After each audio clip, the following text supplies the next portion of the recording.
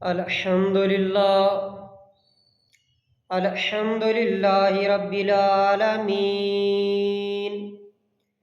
والصلاة والسلام على خاتم النبیین، اما بعد فاعوذ باللہ من الشیطان الرجیم، بسم اللہ الرحمن الرحیم، صلی اللہ علی حبیبہ محمد وآلہ وسلم، الصلاۃ والسلام علیک یا سیدی یا رسول اللہ، وعلی آلک واصحابک یا سیدی یا حبیب اللہ، الصلاۃ والسلام علیک یا سیدی یا نبی اللہ، وعلی آلک واصحابک یا سیدی یا نور اللہ۔ پیارے حبیب مکی مدنی سلطان الانبیاء مدینہ کے تاجدار سید المرسلین خاتم النبیین رحمت للعالمین، دونوں جہانوں کی جان بشان، دونوں جہانوں کے آقا و مولا، ہمارے اور تمہارے پیارے حبیب محمد مصطفیٰ احمد مجتبیٰ صلی اللہ تعالیٰ علیہ وآلہ وسلم کا فرمان عالی شان ہے کہ کل بروز قیامت جب اللہ تبارک و تعالیٰ کے عرش کے سائے کے علاوہ کوئی سایہ نہیں ہوگا تو تین قسم کے بندے کل بروز قیامت اللہ تبارک و تعالیٰ کے عرش کے سائے کے نیچے ہوں گے۔ صحابہ کرام علیہم رضوان رضی اللہ تعالیٰ عنہم نے عرض کی، یا سیدی یا رسول اللہ صلی اللہ تعالیٰ علیہ وسلم، وہ کون سے تین بندے ہیں کہ کل جب بروز قیامت اللہ تبارک و تعالیٰ کے عرش کے سائے کے علاوہ کوئی سایہ نہیں ہوگا، تو وہ کون سے تین بندے ہیں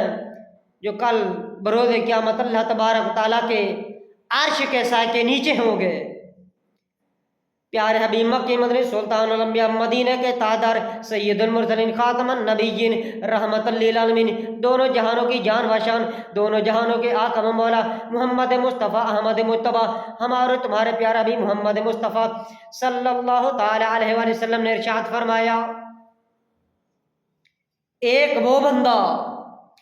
جس نے دنیا میں رہتے ہوئے میری ذات اقدس پر کثرت کے ساتھ، زیادہ سے زیادہ ادب و احترام کے ساتھ، کثیر تعداد میں درود شریف پڑھا ہوگا، تو یہ بندہ کل بروز قیامت اللہ تبارک و تعالیٰ کے عرش کے سائے کے نیچے ہوگا۔ صحابہ کرام علیہم رضوان رضی اللہ تعالیٰ عنہم نے عرض کی، یا سیدی یا رسول اللہ، دوسرا بندہ کون سا ہے کہ کل بروز قیامت جو اللہ تبارک و تعالیٰ کے عرش کے سائے کے نیچے ہوگا؟ پیارے حبیب محمد مصطفیٰ احمد مجتبیٰ صلی اللہ تعالی وسلم نے فرمایا، اے میرے صحابہ، جو بندہ دنیا میں رہتے ہوئے میرے کسی امتی کی پریشانی دور کرے گا تو یہ بندہ کل بروز قیامت اللہ تبارک و تعالیٰ کے عرش کے سائے کے نیچے ہوگا۔ تو صحابہ کرام علیہم رضوان رضی اللہ تعالی عنہ عرض کی، یا سیدی یا رسول اللہ، تیسرا بندہ کون سا ہے؟ پیارے حبیب محمد مصطفیٰ احمد مجتبیٰ صلی اللہ تعالی وسلم نے ارشاد فرمایا، تیسرا بندہ وہ ہے جس نے دنیا میں رہتے ہوئے میری سنت پاک کو زندہ کیا ہوگا، اپنی زندگی میری سنت پاک کے مطابق گزارتا رہوگا، تو یہ بندہ کل بروز قیامت اللہ تبارک و تعالیٰ کے عرش کے سائے کے نیچے ہوگا۔ اللہ تبارک و تعالیٰ کی بارگاہ اقدس میں التجا ہے کہ اللہ تبارک و تعالیٰ ہمیں اپنے پیارے حبیب محمد مصطفیٰ صلی اللہ تعالی وسلم کے صدقہ وسیلہ جلیلہ سے اس حدیث پاک پر عمل کرنے کی توفیق و سعادت نصیب فرمائے، آمین بجاہ نبی الامین صلی اللہ تعالی علیہ وسلم۔ بنی اسرائیل میں دو دوست تھے، دو دوست، ایک نیک تھا ایک گنہگار تھا۔ اس نیک لڑکے کو نیک آدمی کو بنی اسرائیل والے عابدو بنی اسرائیل کہہ کر پکارتے تھے، یعنی بنی اسرائیل کا نیک پرہیزگار، نیک بندہ، عبادت گزار بندہ، اور گناہ گار کو خلیع بنی اسرائیل، بنی اسرائیل کا بیکار، آوارہ، گناہ گار، بدکار لڑکا کہہ کر پکارتے تھے۔ تو ایک دن یہ گناہ گار لڑکا کہیں سفر پر جا رہا تھا، راستے میں کیا دیکھتا ہے کہ اس کا جو دوست نیک نمازی پرہیزگار ہے، نماز پڑھ رہا ہے اور بادل نے اس پر سایہ کیا ہوا ہے۔ تو یہ گناہ گار دوست دل ہی دل میں سوچنے لگا، اچھی سوچ سوچنے لگا، مثبت سوچ سوچنے لگا، اچھا تصور کیا، اچھا گمان کیا اپنے دوست کے بارے میں کہ یہ کتنا نیک پرہیزگار میرا دوست ہے، نیک نمازی ہے، کہ یہ نماز پڑھ رہا ہے، اللہ تبارک و تعالیٰ کا فرض ادا کر رہا ہے، اور بادل نے اس پر سایہ کیا ہوا ہے، تو میں کتنا بیکار، گناہگار، بدکار بنتا ہوں۔ تو اس طرح کرتا ہوں کہ اس کے پاس بیٹھ جاتا ہوں،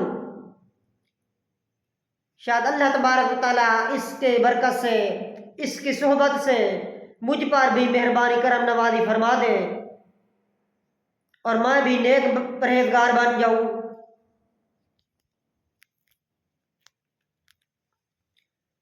تو وہ یہ حسن ظن کرتے ہوئے اپنے دوست کے پاس بیٹھ گیا۔ اس کا نیک دوست جو نماز پڑھ رہا تھا، اس نے دل میں گمان کیا کہ یہ بیکار، گناہگار، بدکار، کسی پرلے درجے کا، کسی نہ کھاتے کا، میں نیک نمازی پرہیزگار، عبادتیں کرنے والا، یہ گناہگار، یہ میرے پاس کس طرح بیٹھ سکتا ہے؟ تو اس نیک دوست نے جو نماز پڑھ رہا تھا، اس گناہگار دوست کو دھکے دے کر نکال دیا۔ تو اللہ تبارک و تعالیٰ نے اس وقت کے نبی پر وحی نازل فرمائی، ارشاد فرمایا کہ اے میرے پاک پیغمبر، ان دونوں سے فرما دو کہ تمہارے اعمال رد کر دیا گئے ہیں، برباد کر دیا گئے ہیں، نئے سرے سے اپنے اعمال کرنا شروع کرو۔ تو جو گناہ گار تھا، اللہ تبارک و تعالیٰ نے اس کی بخشش فرما دی، اس پر مہربان اور کرم نوازی فرما دی،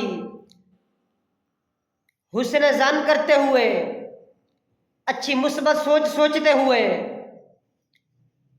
اور جو اس کا نیک دوست تھا جس پر بادل نے سایہ کیا ہوا تھا، تو غرور و تکبر کرنے لگا، اپنے آپ کو نیک نمازی کہنے لگا، ریاکاری کرنے لگا۔ تو اسی لیے اللہ تبارک و تعالیٰ نے ارشاد فرمایا کہ ان دونوں کے اعمال رد کر دیا گیا، برباد کر دیا گئے ہیں، یہ نئے سرے سے اپنے اعمال کر شروع کریں۔ تو جو گناہ گار تھا وہ نیک پرہیزگار بن گیا، جو عبادت کر رہا تھا، نماز پڑھ رہا تھا، غرور و تکبر کرنے کی وجہ سے، ریاکاری کرنے کی وجہ سے، اپنے آپ کو اچھا سمجھنے کی وجہ سے اس کے اعمال برباد ہو گئے۔ تو روایت میں آتا ہے، پہلے تو بادل نے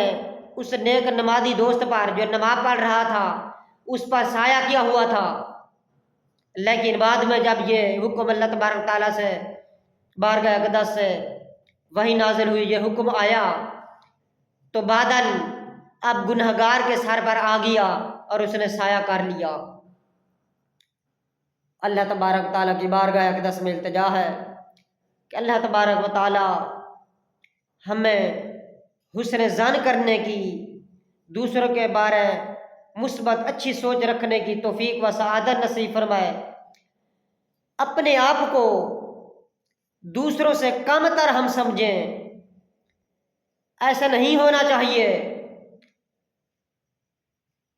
اگر ظاہری طور پر ہم نیک نمازی ہوں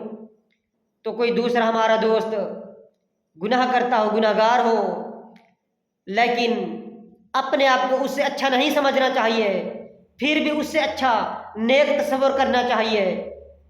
مثبت سوچ رکھنی چاہیے، حسن ظن رکھنا چاہیے کہ ہمیں کیا خبر کہ اللہ تبارک و تعالیٰ کی بارگاہ اقدس میں کون مقبول ہے۔ اللہ تبارک و تعالیٰ ہمیں تقوی و پرہیزگاری اختیار کرنے کی توفیق و سعادت نصیب فرمائے۔ آمین بجاہ نبی الامین صلی اللہ تعالی علیہ وسلم۔ الصلاۃ والسلام علیک یا سیدی یا نبی اللہ وعلی آلک و اصحابک یا سیدی یا نور اللہ۔